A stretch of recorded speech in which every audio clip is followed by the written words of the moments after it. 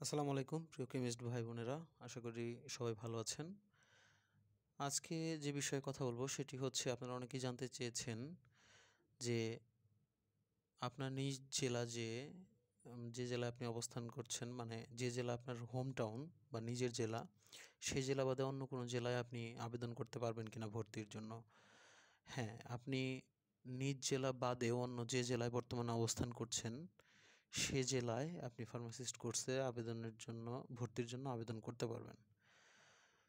এক্ষেত্রে একটি গুরুত্বপূর্ণ বিষয় হচ্ছে যে অনেকেই বিভিন্ন জায়গায় নিজ জেলার বাইরে গিয়ে অন্য কর্মস্থলে অবস্থান করেন।